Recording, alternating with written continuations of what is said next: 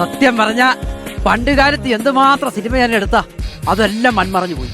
എന്തൊക്കെ ഫ്രെയിമുകളായിരുന്നു, എന്തൊക്കെ ലൊക്കേഷനായിരുന്നു. ഓ എന്റെ ദൈവമേ, ഇതാണ് ഫ്രെയിം, കീച്ചൻ ഫ്രെയിം.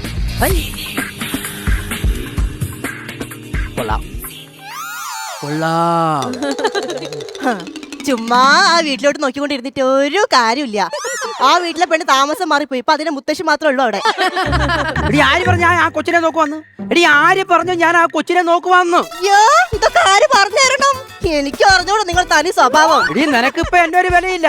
പണ്ട് കാലത്ത് ഞാൻ അറിയപ്പെടുന്ന ഒരു സംവിധായകനായിരുന്നു. എത്ര ഹിറ്റ് അടിച്ച കൈകളാന്ന് അറിയാവോ ഇത്? എന്നിട്ടിപ്പോ എന്തായി?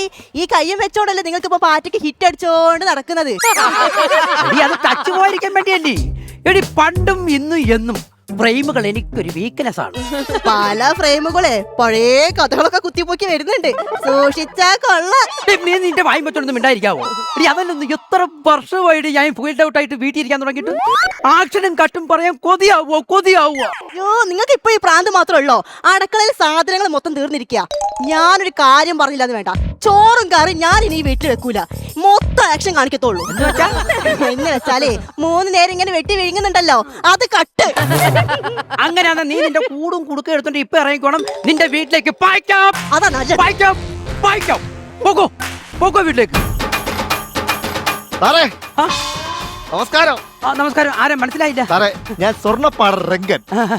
സാറ് പഴയ സംവിധായകൻ വലഞ്ചുഴി രമേശനല്ലേ? അതെ അതെ അതെ. സാറേ, ഞാനൊരു പടം പ്രൊഡ്യൂസ് ചെയ്യാൻ ആഗ്രഹിക്കുന്നുണ്ട്. നല്ല കാര്യം. ആ പടം സാറ് എന്നെ ഡയറക്റ്റ് ചെയ്യണം. സന്തോഷം കാരണം ഞെട്ടിയതാ. ഇതാരത്?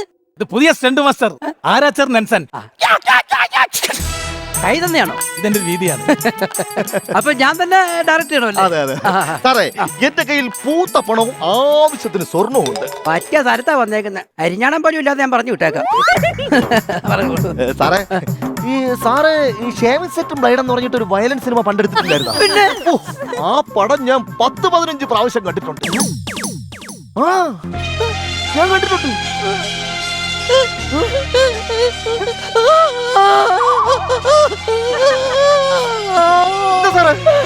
ഒരാളെങ്കിലും കണ്ടല്ലേ? സാറേ, അതിന്റെ പ്രിന്റ് വരെ എന്റെ കയ്യിലുണ്ട്. പ്രിന്റ് എന്റെ കയ്യിലുണ്ട്. ദൈവമാണ്, അങ്ങ് ദൈവമാണ്, മനുഷ്യനല്ല ദൈവമാണ്. എന്റെ ഇരുന്ന പ്രിന്റേ വീടും സ്ഥലവും വിറ്റ് തൊലച്ചെന്ന് പറഞ്ഞ് അച്ഛൻ എടുത്ത് കത്തിച്ച് കളഞ്ഞു. പ്രിന്റ് കയ്യിലുണ്ടല്ലേ? സാറേ, സാറ് പിന്നെ വയലൻസ് സിനിമ ഒന്നും എടുത്തിട്ടില്ലായിരുന്നു? ആദ്യകാലത്ത് ഞാനല്ലേ ഈ വയലൻസ് സിനിമ എടുത്തത്. പണ്ട് ഞാൻ വയലൻസ് സിനിമയുടെ കഥ പറയാൻ വേണ്ടി നസീർ സാറിന്റെ അടുത്ത്. അയ്യോ, ആ വയലൻസ് സിനിമയുടെ കഥയെന്ന് പറഞ്ഞാലേ ഒരു വില്ലൻ വന്നിട്ട് ഒരു പെൺകൊച്ചിന്റെ കണ്ണിങ്ങനെ കുത്തി പൊടിച്ചിട്ട് കൃഷ്ണമണി എടുത്ത് കാക്കയ്ക്ക് കൊടുക്കുന്ന സീനാണ്. ഈ കാക്കയുടെ ഇളയ കൊച്ചിന്റെ കണ്ണില്ല, അതിന്റെ ഓപ്പറേഷന് വേണ്ടിയുള്ള സംഭവം. ഈ കഥ പറഞ്ഞു കൊടുത്തതും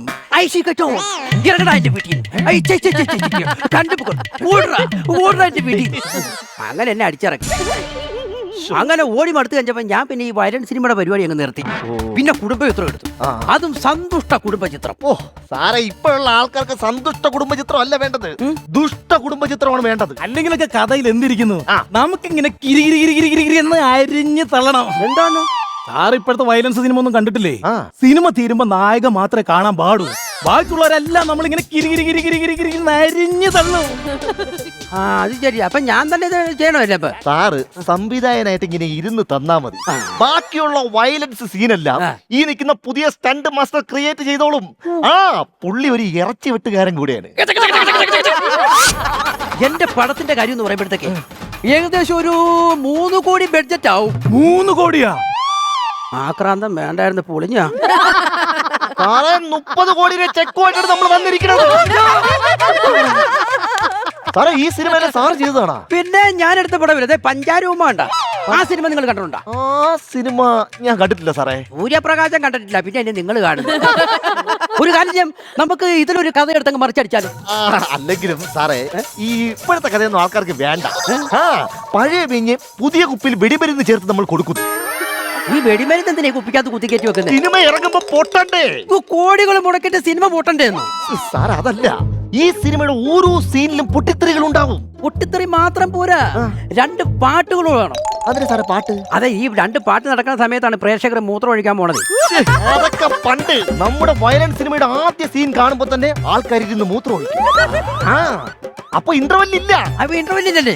എന്തിന് ആ സമയം കൊണ്ട് നമുക്കൊരു 10-15 പേരെ വെട്ടിക്കൊന്നോടെ. അത് മാത്രമല്ലെന്ന്, എന്റെ സിനിമ എന്ന് പറഞ്ഞാൽ ഭയങ്കര എന്റർടൈൻമെന്റ് ആയിരിക്കും. അത് ഞാൻ കണ്ടിട്ടുണ്ടല്ലോ. മനസ്സിലായല്ലോ? അറിയാലോ എന്റെ അറിയാം. അപ്പൊ ഈ ഹ്യൂമർ വേണം. ഹ്യൂമർ ഉണ്ടോ? ഹാമർ ഉണ്ടല്ലോ. ഈ ഹാമർ വെച്ചിട്ടാണ് നമ്മൾ 4 പേരെ തലക്കടിച്ച് കൊല്ലുന്നത്. തലക്കടിച്ചു കൂടുന്ന ഹാമർ അല്ലെന്നും, ഹ്യൂമർ കോമഡി ഉണ്ടോന്ന്. സാറേ, ആക്ഷൻ പടത്തിലൊക്കെ എന്തിനാണ് കോമഡി? പടം കണ്ടിട്ട് വെളിയിലോട്ട് ഇറങ്ങുമ്പോ റിവ്യൂ പറയാൻ വേണ്ടി കുറെ അണ്ണന്മാർ ഇപ്പൊ ഉണ്ട്. അത് കണ്ട ആൾക്കാർ ചിരിക്കൂലേ? അത് നല്ല ഐഡിയാണ്, നല്ല ഐഡിയാണ്. പിന്നെ അത് മാത്രമല്ല, എന്റെ ഒരു സെറ്റപ്പ് എന്ന് പറഞ്ഞാൽ എന്റെ സിനിമയില് വലിയ സ്റ്റണ്ട് ഒന്നും കാണാറില്ല. ഇപ്പൊ ഇതിലത് സ്റ്റണ്ടിന്റെ ആ പരിപാടി വല്ലതും ഉണ്ടോ? സാറേ, ഈ സിനിമയിൽ സ്റ്റണ്ട് മാത്രമുള്ളൂ. സാറ് കണ്ടിട്ടില്ലേ പഴയ സിനിമയിൽ നായകന്മാരെ കയ്യിൽ നിന്ന് വില്ലന്മാർ ഇടി വാങ്ങാൻ ക്യൂ ആയിട്ടല്ല ചെല്ല ഓരോരുത്തര്. പക്ഷെ ഈ സിനിമയിൽ അങ്ങനല്ല. എല്ലാവരും വില്ലന്മാരും കൂടി കൂട്ടത്തോടെ വരും, സെക്രട്ടേറിയറ്റിന്റെ സമരം പോലെ. എന്നിട്ട് നായകൻ ഓരോരുത്തരെ ഇടിച്ചു പറപ്പിക്കും. സാറേ, 5 ലക്ഷം രൂപയ്ക്കാണ് പ്ലാസ്റ്ററും ഫസ്റ്റ് എയ്ഡ് ബോക്സും ബുക്ക് ചെയ്തിരിക്കുന്നത്. അതെന്തിനാണ് സാറേ, ഡയറക്ടറിന് വരെ പരിക്ക് പറ്റൂലേ? ഓ അങ്ങനെ. പിന്നെ വേറൊരു കാര്യമുണ്ട്, എന്റെ സിനിമ എന്ന് പറഞ്ഞാൽ വയലൻസ്, റിലാക്സ്, റിലാക്സ്, വയലൻസ്. ഈ റിലാക്സിന് വേണ്ടി നമുക്ക് കുറച്ച് കൊച്ചു കുഞ്ഞുങ്ങളെ വെച്ചിട്ട് കുറച്ച് സീക്വൻസുകൾ ചെയ്യണം. കുരുന്നു കുഞ്ഞുങ്ങളെ. പിന്നെ സാറേ, നമ്മുടെ ഈ വയലൻസ് സിനിമയിലും കുരുന്നു കുഞ്ഞുങ്ങൾക്കുള്ള സീക്വൻസ് ഉണ്ടല്ലോ. എന്താ പറയൂ? നമ്മൾ 4 കുഞ്ഞുങ്ങളെ നമ്മളിങ്ങനെ നിരത്തി കിടത്തുന്നു. കുഞ്ഞുങ്ങൾ ഉറങ്ങുന്നതായിരിക്കുമല്ലേ? അപ്പൊ സ്വപ്നം കാണും. സ്വപ്നം കാണുമ്പോ പൂമ്പാറ്റ ഗ്രാഫിക്സ് ചെയ്യണം, പിന്നെ മഞ്ഞ് വേണം, മാലാഖ വേണം, അത് ഗ്രാഫിക്സ് ചെയ്യാം. ഓക്കെ സാറേ, ഇത് കഴിഞ്ഞിട്ടാണ് നമ്മൾ ക്ലൈമാക്സിലോട്ട് പോകുന്നത്. അതിനകത്തെന്ന് പറഞ്ഞാൽ നിഷ്ഠൂരവും ക്രൂരവുമായിട്ടുള്ള കൊലപാതകങ്ങളാണ് നടക്കുന്നത്. ഇത്രയൊക്കെ ചെയ്തിട്ടും ഇപ്പൊ തന്നെ ഈ സിനിമയിൽ ആരും ജീവിച്ചിരിപ്പില്ല. സാറേ, 500 ജൂനിയർ ആർട്ടിസ്റ്റുകളെ വേറെ ബുക്ക് ചെയ്തിട്ടുണ്ട്. ഇയാൾക്ക് വേണ്ടി, ഇതൊക്കെ കൊന്നു കളിക്കാൻ വേണ്ടിയോ? അല്ല സാറേ, ഈ ക്ലൈമാക്സ് ഞാൻ പറയുന്നതിനേക്കാളും നല്ലത് ഡെമോൺസ്ട്രേഷൻ കാണിക്കുന്നതാണ് നല്ലത്. ഓക്കെ, അതെ, നമ്മളെ ഡെമോൺസ്ട്രേഷനുള്ള 10 കിലോ ഇറച്ചി കൊണ്ടുവന്നായിരുന്നു. ഇന്നലെ ഞായറാഴ്ച അല്ലേ, ഇറച്ചി മുഴുവൻ വിറ്റ് കഴിഞ്ഞു. സാറേ, ഈ ഫ്രിഡ്ജിനകത്തെ ഇറച്ചി എന്തെങ്കിലും ഇരിപ്പുണ്ടോ? നിനക്ക് ദൈവജാപം കിട്ടും. 1 വർഷമായി ഞാൻ ബീഫ് കഴിച്ചിട്ട്. ഒരു കഷ്ണം ഇറച്ചി കഴിക്കാൻ വേണ്ടി എന്റെ അണ കൊതിക്കും, അറിയാവോ? പിന്നെ ഫ്രിഡ്ജിനകത്ത് പച്ചക്കറി ഉണ്ട്, അത് മതി. പച്ചക്കറി മതി. അപ്പൊ അത് കാണിച്ചാലും പറ്റോ? ഡെമോ കാണിക്കണം സാറേ. അപ്പൊ ഞാൻ ഇടോ, ഞാൻ തന്റെ അടുത്ത് പറഞ്ഞിട്ടില്ലേ, വയലൻസ് സിനിമയുടെ കഥ പറയാൻ പോകുമ്പോൾ എപ്പോഴും നമ്മുടെ കയ്യിൽ 1 കിലോ ഇറച്ചി വേണം. ഞാൻ സാറിനോട് പറഞ്ഞിട്ടില്ലേ, വയലൻസ് സിനിമയുടെ കഥ പറയാൻ പോകുമ്പോൾ തിങ്കളാഴ്ച പോകരുതെന്ന്. ഞായറാഴ്ച നല്ല കച്ചവടമല്ലേ, ഇറച്ചി തീരും. ഡെസ്ക് പിടിക്കും. മേശ എടുത്തോ, മേശ എടുത്തോ. ഇത് വെറും ഒരു ഡെമോയാണ്. സാറേ, നമ്മൾ ഇതിന്റെ ക്യാരക്ടറുകളെ പരിചയപ്പെടുത്താം. ഇത് അമ്മ, ഓക്കെ. ഇത് മോള്. ഇതെന്താ മോളെത്രയും ചെറുതായതുകൊണ്ടല്ല കയ്യിൽ തന്നത്. മോള് കുറച്ചുകൂടെ വലുതെടുക്ക്. ഇത് മോള്. ഫ്രെയിം കറക്റ്റ്, ടൈറ്റ് ഫ്രെയിം ആണ്. ഇത് അച്ഛൻ. അത് വരെ കാണിക്കേ. ഈ അച്ഛന്റെ സ്ഥാനത്ത് തന്നെ കിഴങ്ങ് കൊണ്ട് വെച്ചേക്കണേ. സാറേ, വയലൻസ് സിനിമയിലെല്ലാം അച്ഛന്മാര് കിഴങ്ങന്മാരായിരിക്കും. അല്ല, ഞാൻ ചോദിക്കട്ടെ, അച്ഛൻ, മോള്, അമ്മ, അപ്പൊ ആങ്ങളെ ചെറുക്കനില്ലേ? മകനെ നമ്മൾ നേരത്തെ ചുറ്റിയോട് തലക്കടിച്ച് കൊന്നില്ലേ? എപ്പാ? സാറ് കഥ ശ്രദ്ധിക്കേണ്ട. സാറിന് വേണ്ടിട്ടല്ലേ ഞങ്ങൾ ഇത്ര കഷ്ടപ്പെടുന്നത്. നടക്കട്ടെ. അപ്പൊ സീൻ പറ. സാറേ, ഈ വീട്ടിൽ അച്ഛനും മോളും അമ്മയും മാത്രമേ ഉള്ളൂ. ഈ വീട്ടിലേക്ക് കുറെ വില്ലന്മാർ പരിചയപ്പെടാൻ വേണ്ടി വരുന്നു. ലോജിക്കില്ല, കഥയ്ക്ക് ലോജിക്കില്ല. ചാവാൻ പോണവർക്ക് എന്തിനാ സാറേ ലോജിക്ക്? കണ്ടിന്യൂറ്റി. സാറേ, ഒരു ആക്ഷൻ പറഞ്ഞേ, ഈ സീൻ നമ്മൾ കാണിച്ചു തരാം. ആക്ഷൻ പറയുന്നു. വില്ലൻ കത്തിയെടുക്കുന്നു. അമ്മയെ പരിചയപ്പെടാൻ വേണ്ടി വീട്ടിലേക്ക് വരുന്നു. ഓക്കെ. എന്താ കിഴങ്ങെടുത്ത് കളഞ്ഞ്? വില്ലനെ കണ്ടതും അച്ഛനോടി. അച്ഛൻ ഓടിയാ? ഓക്കെ, പോട്ടെ. അമ്മ കയറിട്ട് കാണുന്നു. ചെന്ന് ഷെയ്ക്കിന്റെ ചോദിക്കുന്നു, ഹലോ മാഡം. അമ്മ കൈ നീട്ടുന്നു, കൈവെട്ടി കളയുന്നു, വലിച്ചെറിയുന്നു. ഉടനെ അമ്മ പൊട്ടിക്കരയുന്നു. പൊട്ടിക്കരയുന്ന അമ്മയുടെ ഈ വെട്ട് കത്തിക്കൊണ്ട് വില്ലൻ തലവെട്ടി പൊളിക്കുന്നു. കൈകൊണ്ട് അമ്മയുടെ തല പൊളിച്ച് തലച്ചോറെടുക്കുന്നു. ഇത് കണ്ടുകൊണ്ട് അമ്മയെ വെട്ടിക്കൊല്ലുന്നത് കണ്ട് മകൾ പൊട്ടിച്ചിരിക്കുന്നു. പൊട്ടിക്കരയുന്നു. അപ്പോ ഒരു ആവശ്യമില്ലാതെ വില്ലൻ ഓടിച്ചെന്ന് മകളുടെ കാല് വാരി തറയിലടിക്കുന്നു. തൊട്ടപ്പുറത്ത് നിൽക്കുന്ന ഒരാളെ കഴുത്ത് അറുത്ത് മുറിക്കുന്നു. അതാരത്? ഈ വീട്ടിലെ ഡ്രൈവർ. അവനെന്താ കഴുത്തെടുത്ത? ഇത്രയും കൊലപാതകം നടക്കുമ്പോ അവൻ ഇവിടെ കയറി വന്ന് കാര്യങ്ങൾ അന്വേഷിക്കേണ്ട വല്ല കാര്യമുണ്ടോ? ആ കാറിലിരുന്നാ പോരെ? അവന്റെ സമയത്തോട്ടല്ല, അവന്റെ തല പൊട്ടിക്കുന്നു. ഓക്കെ. അത് കിഴങ്ങ് വീട്ടിൽ വില്ലൻ പോയോന്നറിയാൻ വേണ്ടി അച്ഛൻ മേശരടിയിൽ ഒളിച്ചിരിക്കായിരുന്നു. എത്തി നോക്കിയപ്പോ കണ്ടു. അച്ഛന് വലിയ കാര്യമുണ്ടോ? ഒളിച്ചിരുന്നാ പോരായിരുന്നു. വലിയ കാര്യമുണ്ടോ? കണ്ടാ എടാ, ഇത്രയും വെട്ടും കുത്തും കൊലപാതകം നടന്നപ്പോ മെയിൻ ബില്ലെന്നാണ്ട് പടവലം തിന്നുന്നു. പടവലം തിന്നതല്ല, ഇത്രയും കൊലപാതകം ഇവിടെ നടക്കുമ്പോഴേ ഉവൻ ഹെഡ്സെറ്റ് വെച്ച് മ്യൂസിക് കേട്ടുകൊണ്ടിരിക്കുന്നു. അവന്റെ ചെവി കടിച്ചു പറിച്ച് തുപ്പുന്നതാ. ഇനി ഇവൻ മ്യൂസിക്കും കേൾക്കണ്ട, ഹെഡ്സെറ്റ് ചെയ്യാനും പാടില്ല. വേണ്ട വേണ്ട വേണ്ട വേണ്ട. വയലൻസ് വയലൻസ് വയലൻസ്, സിനിമ മുഴുവൻ വയലൻസ്, ഒരു രക്ഷയില്ല. ഇതുകൊണ്ടൊന്നും മതിയാത്ത വില്ലൻ ഒരാളെയും കൂടി കൊന്നാൽ അവന്റെ കോളം തീർന്നു. ആരുണ്ട് ആരുണ്ട് വായുടെ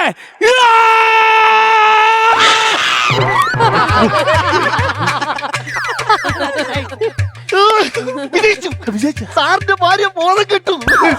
പടം വിജയിച്ചു. 100 കോടി ക്ലബിൽ കയറാം. ഉറപ്പായി. ഈ പടം സാറ് എന്നെ ഡയറക്റ്റ് സാറ് ഫ്രെയിം പിടിച്ചിരിക്കുകയാണ് ഇപ്പോഴേ. സാറേ, സാറ് ഡയറക്റ്റ് ചെയ്ത് കഴിഞ്ഞാ ഈ പടം വിജയിക്കും. സാറേ സാറേ സാർ, ഈ പടം 300 കോടി ക്ലബിൽ കയറുന്നു ഉറപ്പായി. താൻ വെറും സ്റ്റണ്ട് മാസ്റ്റർ അല്ല, വയലൻസ് സിനിമയുടെ ട്രെൻഡ് മാസ്റ്ററാണ്.